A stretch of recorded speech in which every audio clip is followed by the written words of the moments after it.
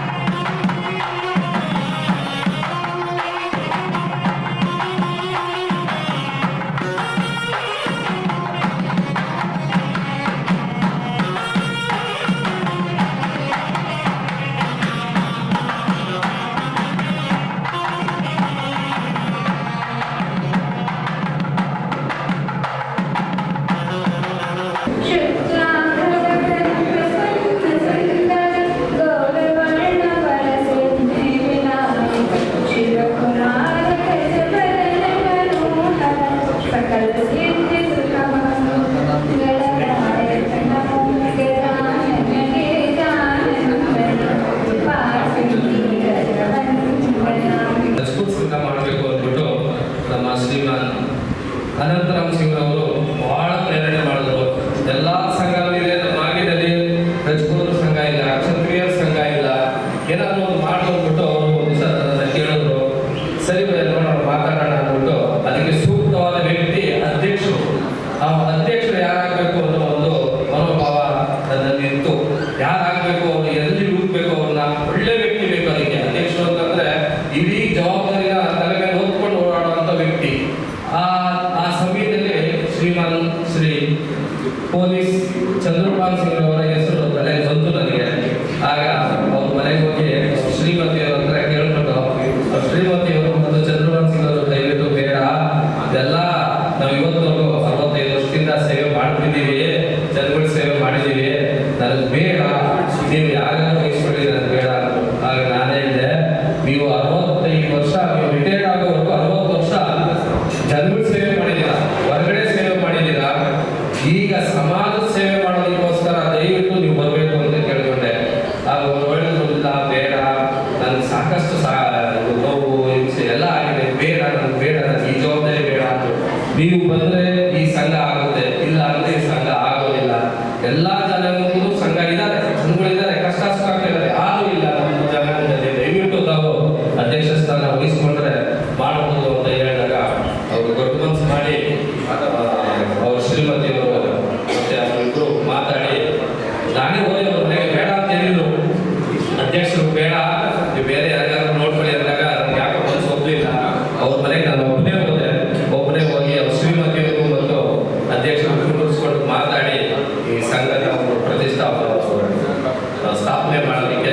ದಾರಿ ಆಯಿತು. ಇದಕ್ಕೆಲ್ಲ ಮೂಲ ಕಾರಣ ಅನಂತ ರಾಮ್ ಸಿಂಗ್ ಅವರು. ಇವರಿಲ್ಲ ಅಂದ್ರೆ ಈ ಸಂಘ ಇಲ್ಲ. ಈ ಸಂಘನೇ ರಜಪೂತ್ ಸಂಘ ಅಂದ್ರೆ ಅನಂತ ರಾಮ್ ಸಿಂಗ್. ಪ್ರತಿಯೊಂದು ಕಾರ್ಯಕ್ರಮಗಳು, ಪ್ರತಿಯೊಂದು ಸೇವೆಗಳು, ಪ್ರತಿಯೊಬ್ಬರು ಫೋನ್ ಮಾಡಬೇಕಾದ್ರೂ, ಪ್ರತಿಯೊಂದು ಏನೇ ಮಾಡಬೇಕಾದ್ರೂ ಅನಂತ ರಾಮ್ ಸಿಂಗ್ ಅವರೇ ಮುಂದೆ. ಯಾರೇ ಮನೆಯಲ್ಲಿ ಏನೋ ಕಾರ್ಯ ಆಗಬೇಕಾಗಲಿ, ಯಾರು ಹೋಗಿ ಒಳ್ಳೆಯದು ಕೆಟ್ಟದ್ದು ಏನೇ ಇರಲಿ ಫಸ್ಟ್ ಅವ್ರು ತಿಳಿತದೆ. ಅವ್ರು ಮುಂದೆ ನಿಂತ್ಕೊಂಡು ನಮ್ಗೆಲ್ಲ ಗೈಡ್ ಮಾಡ್ತಾರೆ. ಅಣ್ಣ ಹಿಂಗ್ ಮಾಡೋಣ, ಹಿಂಗ್ ಮಾಡೋಣ, ಹಾಗೆ ಮಾಡೋಣ, ಮಾಡೋಣ ಅಂತೆಲ್ಲ ಹೇಳ್ತಾರೆ. ಹೀಗಾಗಿ ಇವತ್ತು ಈ ಮಟ್ಟಿಗೆ ನನ್ನ ಜೊತೆಯಲ್ಲಿ ನನ್ನ ಸಮಾಜದ ಬಾಂಧವರು ಅಂದ್ರೆ ನಮ್ಮ ಸಮಾಜದ ಬಾಂಧವರು ಸ್ವಲ್ಪ ಲೇಟು ಬೇಗ ಬರಲಿ ಅಂದರೆ ಸ್ವಲ್ಪ ಲೇಟ್ ಮಾಡ್ತಾರೆ. ಅದೊಂದೇ ನನಗೆ ಬೇಜಾರು. ನಮ್ಮ ಸಮಾಜದ ಬಾಂಧವರು ನಮ್ಮೆಲ್ಲ ಕೈ ಜೋಡಿಸ್ತಾ ಇದ್ದಾರೆ, ಬರ್ತಾರೆ. ಕರೆದಾಗ ನಮ್ಮ ಪೊಲೀಸ್ ಬಾಲಾಜಿ ಅವರು ನಾವು ಯಾವಾಗಲೂ ಬರ್ತಾರೆ, ದಲ್ಪತ್ ಸಿಂಗ್ ಅವರು ಬರ್ತಾರೆ. ಎಲ್ಲರೂ ನಮ್ಮ ಬಂದಿರತಕ್ಕಂಥ ಎಲ್ಲರೂ ನಾವೇನು ಕೇಳಿದ್ರು ಲೇಟ್ ಆಗೋದ್ರು ಬಂದೇ ಬರ್ತಾರೆ. ಬಹಳ ಖುಷಿ ಆಗುತ್ತೆ. मानवी में मैंने बताया और मैं आप अल्लाह को मान दिया, मैं उसके लिए बहुत आपका आभारी रहूँगा। और ऐसे ऐसे हर बार आपकी प्रोग्राम रहेगा बहुत धन्यवाद आपको। मैंने भी बेंगलोर में ऐसे ही हुआ था, पहले थोड़ा दिन बहुत कम थे, उसी के बाद में सभी करते करते आज भी कम 5,000 आदमी हमारे समाज के अंदर में है बेंगलोर के अंदर रात और हर जाति सब इसीलिए मांगे भी है आपको पसंद है भी बहुत बड़ा ऐसी समाज इसीलिए वही बंगाल की तरफ से थोड़ा भी कोई बहुत ज़्यादा हो जाएगा। यही हम आपकी कोशिश करते हैं, धीरे धीरे आगे बढ़ेगा। और इधर धन्यवाद से याद रखा है प्रोग्राम और उसके लिए मैं आभार धन्यवाद।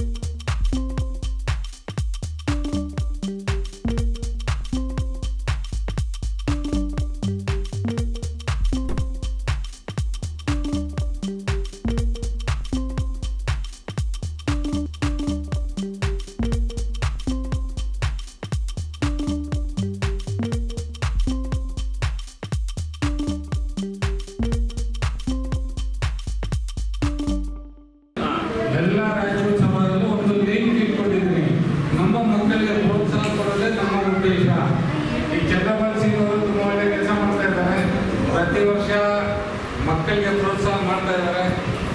ಈ ರಾಣಾ ಪ್ರತಾಪ್ ಸಿಂಗ್ ಕೂಡ ಅವ್ರ ಜೊತೆ ಸೇರ್ಕೊಂಡಿದ್ದಾರೆ.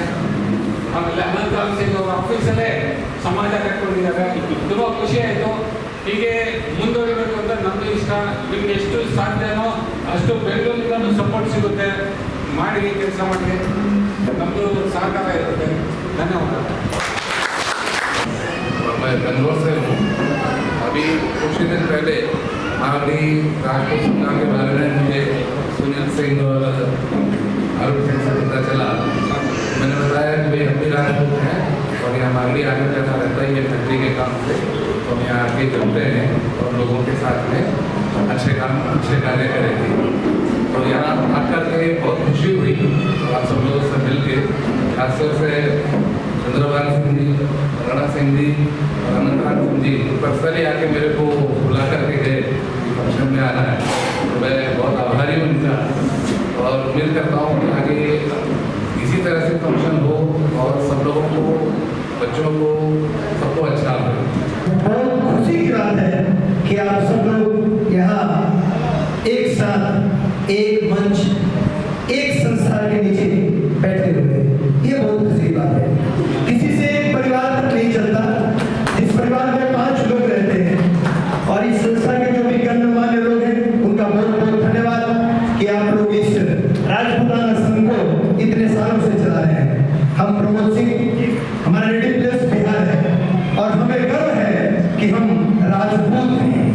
हमें गर्व है कि हम राजपूत हैं, क्योंकि इतिहास गवाह रहा है कि पूरे हिंदुस्तान तो रॉन्ग होगा, पूरे भारतवर्ष, पूरे हिंद, पूरे भारत से अगर राजपूतों को निकाल दिया जाए तो भारत में इतिहास बचता ही नहीं, क्योंकि इतिहास हम राजपूतों से है, इतिहास हमने लिखा है, बाकी औरों ने तो सिर्फ देखा है और तालियां बजाई है।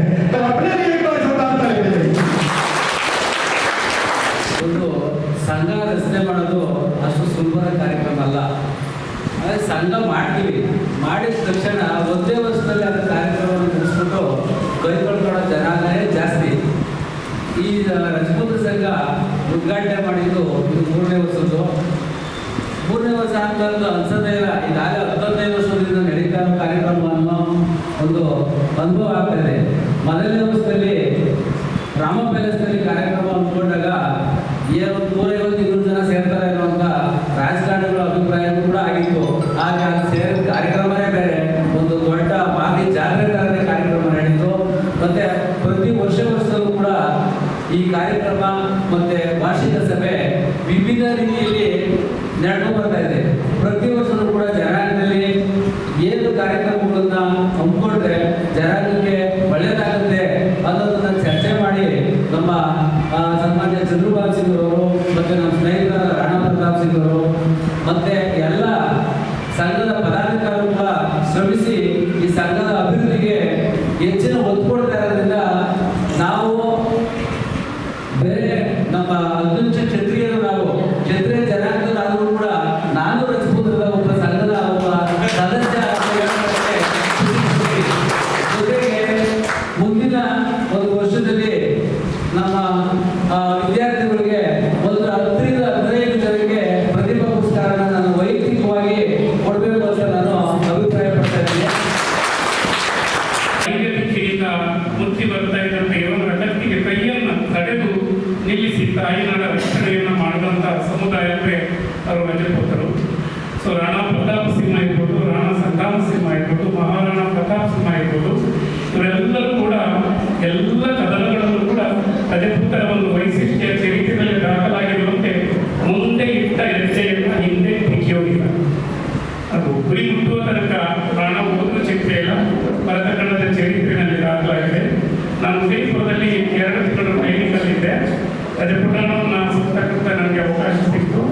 ಅಲ್ಲಿ ಹೋದಾಗ ಆ ಮಣ್ಣಿದೆಯಲ್ಲ, ಆ ಮಣ್ಣಿನ ಕಣಕಣವು ಧನ್ಯ.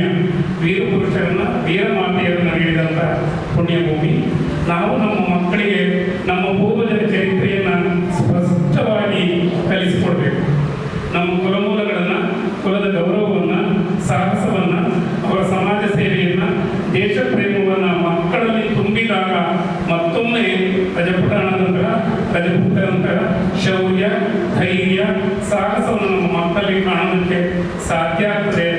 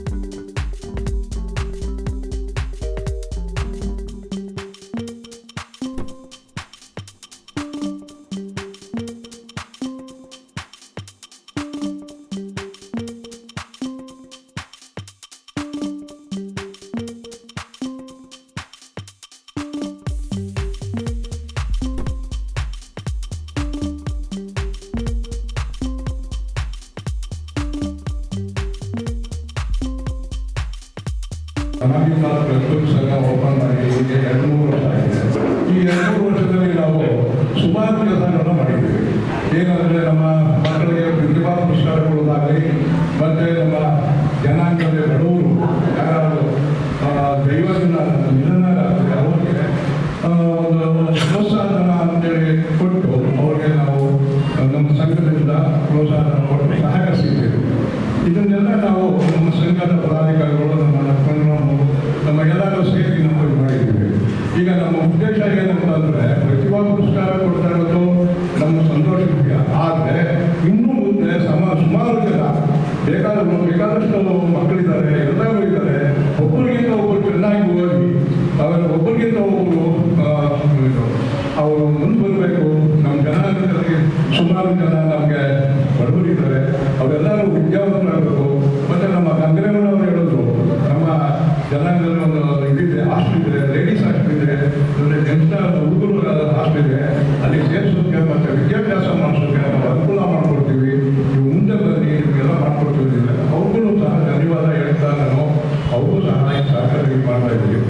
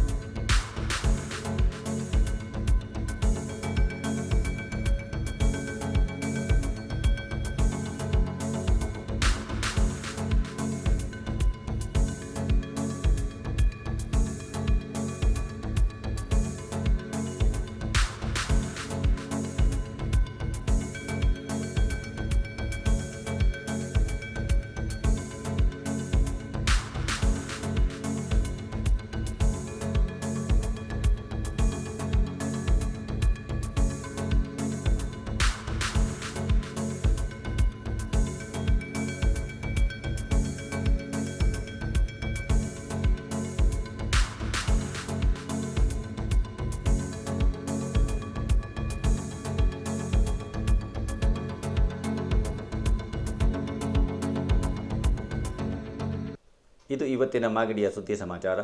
ನಿರಂತರ ಸುದ್ದಿ ಸಮಾಚಾರಕ್ಕೆ ವೀಕ್ಷಿಸಿ ನಿಮ್ಮ GTV ನ್ಯೂಸ್ ಕನ್ನಡವನ್ನು. ವಂದನೆಗಳು.